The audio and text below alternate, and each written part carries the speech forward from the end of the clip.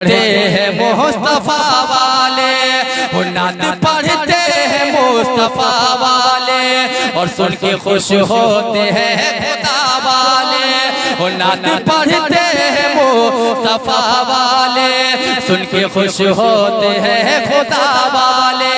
और बात होती है जब शहादत के,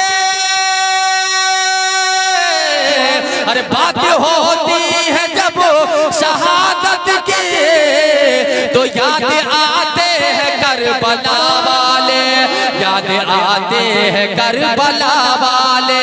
अरे बात होती है जब शहादत के, बात होती है जब शहादत के, तो याद आते हैं करबला वाले, याद आते हैं करबला वाले। आओ आका हुसैन की बारगाह में चलो और आका हुसैन की बारगाह से कुछ सवाल भी आपको मिलेगा, कुछ जवाब भी मिलेगा। वही मेरे आका हुसैन है, तारीखें पेश करती है, बचपने की जिंदगी है। और उसी बचपने की जिंदगी में मेरी माँ बहनों गौर से इस बात को आप लोग भी समाप्त कीजिएगा, गौर से सुनिएगा इस बात को। बचपने की जिंदगी में मेरे आका हुसैन अल्लाह अल्लाह माँ के करीब बैठे हुए हैं। देख क्या रहा है कि माँ मुसल्ला बिछाई हुई है और बिछाने के बाद कुछ और नहीं, पहले नमाज अदा कर रही है, फिर कुरान पाक की तिलावत कर रही है। सुभान अल्लाह।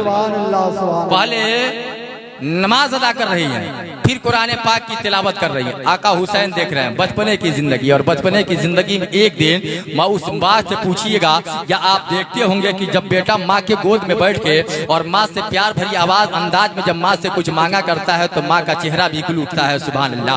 माँ मुस्कुरा के कहती है कि मेरे बेटे मांग, तू जो मांगना चाहता है, जो मांगेगा तू वो सोच तुझे दे दिया जाएगा। अल्लाह अकबर। आका हुसैन है माँ के गोद में बैठे हुए हैं। अर्ज करते हैं कि मेरी वालदा आप मुसल्ला बिछा के क्या करती हो? आवाज देती है कि सुन लो, मैं कुरान पाक की तिलावत किया करती हूँ, नमाज से फारिग होने के बाद कुरान की तिलावत किया करती हूँ। आवाज देते हैं कि ऐ मेरी माँ, आखिर तू कुरान की तिलावत कब कब किया करती है? जवाब देते हैं कि सुनो, जब जब वक्त मिला करता है। जोहर के बाद तेरी माँ कुरान की तिलावत करती है, असर के बाद तेरी माँ कुरान की तिलावत करती है, मगरिब के बाद तेरी माँ जो है कि कुरान की तिलावत करती है, ऐशा के बाद भी तेरी माँ तिलावत किया करती है, फजर के बाद भी तेरी माँ कुरान की तिलावत किया करती है। सुभान अल्लाह, सुभान अल्लाह।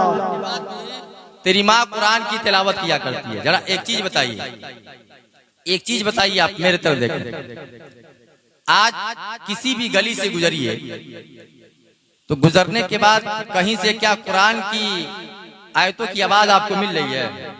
किसी गली से गुजरिए, लेकिन 15 साल पहले पलट के आ जाइए, 20 साल पहले पलट के आ जाइए, चजा जा।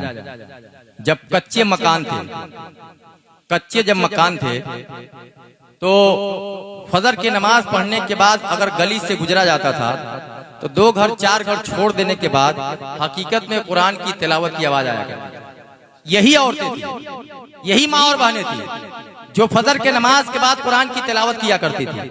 लेकिन आज हालात क्या है कि बड़ी खूबसूरत घर भी हमने बनवा लिया है, तमाम चीजें ठीक ठाक कर लिया है, लेकिन देखिए तो सही कहीं से कुरान की तिलावत की आवाज नहीं आ रही है। ये कमजोरी ईमान की है कि नहीं है? जब खाने के लिए नहीं था तो हमारे घर से कुरान की आवाजें आया करती थी। जब हमारे पक्के मकान नहीं थे तो हमारे घर में अल्हम्दुलिल्लाह लोग मुसल्ला बिछा के बैठ जाते थे, नमाज पढ़ा करते थे। औरतें घर के अंदर नमाज पढ़ती थी, मर्द मस्जिदों में जाके नमाज पढ़ता था। यकीन जान लीजिए आज भी मस्जिद के मेहराबों मीनार से आवाजें रोजाना आ रही है, 5 वक्त अजान की आवाजें आ रही है, लेकिन कोई ऐसा इंसान नहीं जो सुनने के बाद ये सोचता है कि बुलावा किसी और के घर का नहीं बल्कि रब्बे कायनात के घर के तरफ से आ रहा है। काश तुम मस्जिदों को आबाद कर लेता, काश तुम मस्जिद